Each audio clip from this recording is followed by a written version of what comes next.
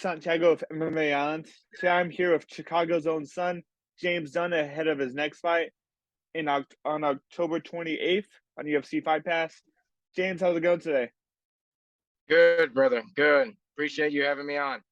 For sure, man. It's great to have you on. Long time no see, like I said.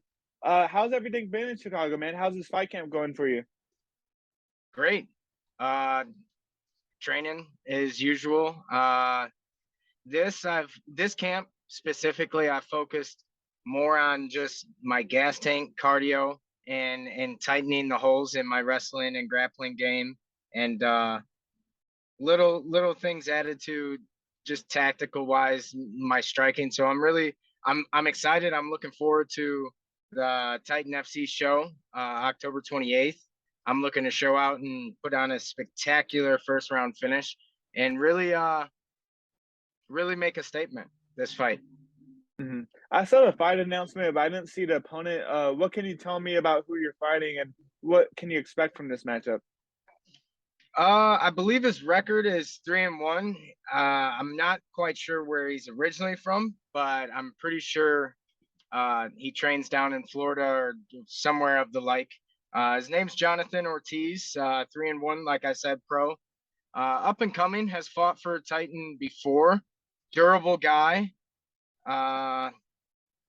Very well rounded, I would say, but there's like nothing in his game that really like there's nothing threatening, like he's not a better striker than me, he's not a better grappler, not a better wrestler. He doesn't know the game of MMA better than me. So he's just like a tough guy, that's gonna stand in front of me and try to force my back up against the cage and walk me down. But that's the wrong thing to do with me. And I'm looking forward to the matchup. I'm looking forward to the fight. I know he's gonna come to fight, and I know he'll be kind of like rudely interrupted of grace per se. Like he's not. It's gonna be quite a show. That's all I have to say. For sure, man. I mean, we all know that you're a showman. I remember in your fight against Austin Bashy specifically. You were on bottom and you were like laughing, smiling at the camera, taking shots and going with it. Yeah, because some of those guys, like, they pride themselves on their wrestling, but it's like your wrestling is good, but your striking sucks and your grappling sucks. You couldn't get past my guard. You couldn't get past my feet. You did no damage. So even though that you got me down and it looked good to the judges, like I like fights where, I'm trying to kick your ass, you're trying to kick my ass. That's what the fans want to see. They don't want to see wrestling matches or grappling matches. They can just go to their local jiu-jitsu tournament for that, or watch ADCC. But this is MMA, and a lot of these college wrestlers, they come over here and they have successful fights because of their wrestling pedigree. But it's like that's not fighting. That's not MMA. Yeah, MMA is all mixed martial arts, but no, we want to see fights. We want people to fight. People want to see knockouts and finishes. For sure, man. And you're like a kill or be killed fighter every time you step into the cage. Sure. For the fans who haven't seen you fight, what can you tell them about your style and the way that you perform inside the octagon? It's intense. I'm a wild man, but I don't throw caution to the wind. Like it's calculated. I'm slipping, I'm bobbing and weaving, I'm moving, I'm L stepping, C stepping. I'm cutting angles off my strikes as I come forward. I'm landing kicks. I'm landing first. I really set the pace, and there's not a lot of guys that could keep up with me pace wise, for long periods of time. It's like you could see some guys that they're powerful in round one, and then they start to fade. I'm not like that. As the fight goes on, I get better. My stamina and endurance is through the roof. Even though that I said I focus more on cardio this camp, that's just because I want to blow things out of the water. I want people to see exactly what I'm capable of. I don't work this hard Monday through Sunday, and I don't train other people. I don't help amateur fighters just to wear a t-shirt. It's not about any of that. It's kind of like a Khabib style, where it's more about legacy and my name rather than money and popularity and fame. I don't really have a lot of those things. But I do have the respect of my peers, and I appreciate that. And sometimes I even notice that I have the respect of, my opponents. And that's pretty cool to see the camaraderie and just level of respect inside the sport. It doesn't have to be kind of like this egotistical, oh, I'm better than you, blah, blah, blah, blah, blah. No, it's like, I'm not a better human being than Joe. I'm just on a different level in MMA. And October 28th, the fans will see that through intensity, through passion, through the wild man that I am. But it's calculated. When I strike, when I fight, it's entertaining and it's intense, but it's beauty, it's art coming to life right in front of the people. I'm an entertainer, I'm a fighter, I'm a prize fighter, I'm a businessman, I'm a coach, I'm a lot of things. I wear a lot of hats, but when I'm in there, it's none of that stuff matters. The only thing that matters is winning. And I do that and have done that 100% of the time when I finish fights by having fun and letting it go, you know. So that's my game plan coming into, October 28th, is that I'm gonna make a statement. I'm gonna have fun and give everyone a show. And talking about putting on the show, man, I saw that this image circulated on the internet. This photo went viral all over social media, man. What did it mean for you to have that photo come out and to get some shine on your name? To get that respect on your name. It's crazy that you bring that up because I recently shared it to my story, and the legend himself, Pat Miletich, he responded to me, and he's just like, he said one word: passion. And I didn't know Pat personally or Mr. Miletich personally before I fought for Caged Aggression, but ever since that fight back in 2019, 2020, I think, it kind of just it set a reputation and kind of like a ripple effect, if you will, in the MMA community of like, all right, this he's a gamer. He could take a shot. He has a chin. He has passion. He has heart.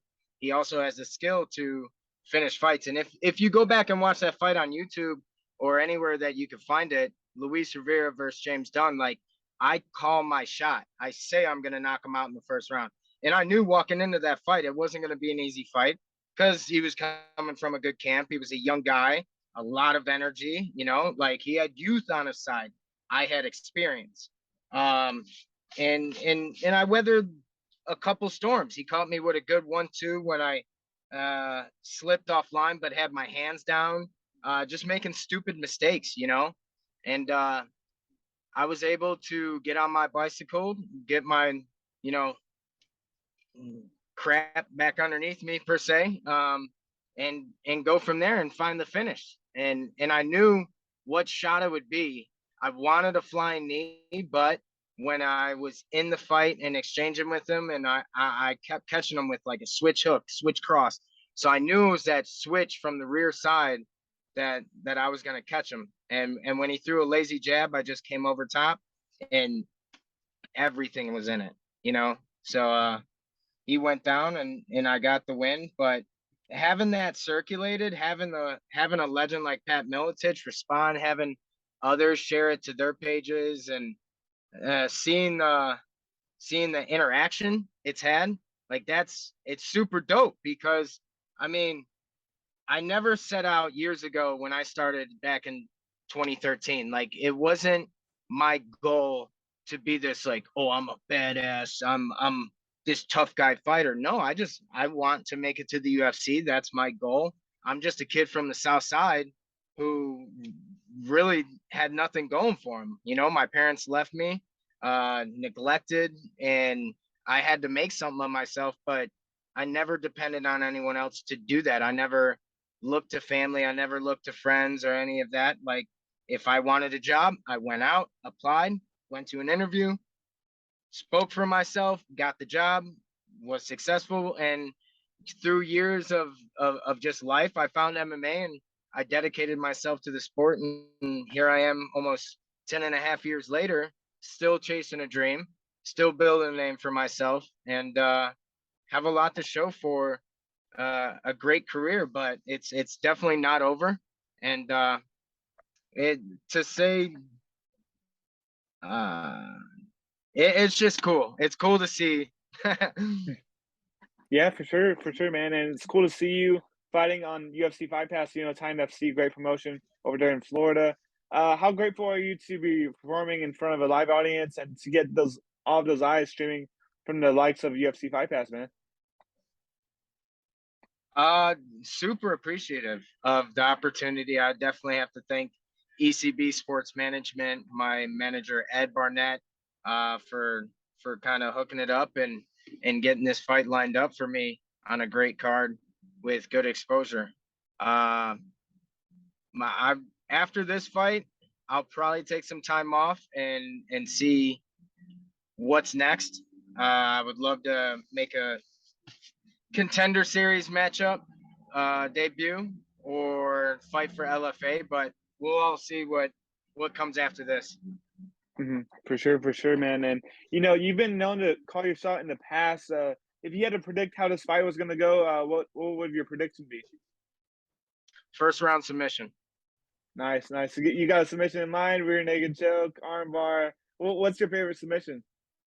My favorite submission, probably rear naked choke or head and arm triangle choke, but no specific submission in mind, just first round submission for sure.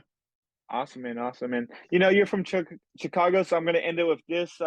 Is Chicago pizza as good as everybody says it is, or like, what are your thoughts on Chicago pizza, It's the best in the world. man? Even if you go to Italy, it's better than Italy. Ooh, nice, nice. Hot take over here from James Dunn. James, appreciate the time. Anything that Thank you you, want to brother. say to the Appreciate fans you. out there watching? Yeah, October 28th, tune in. Titan FC. James Dunn versus Jonathan Ortiz. It's going to be a firefight and a show. Tune in. UFC Fight Pass.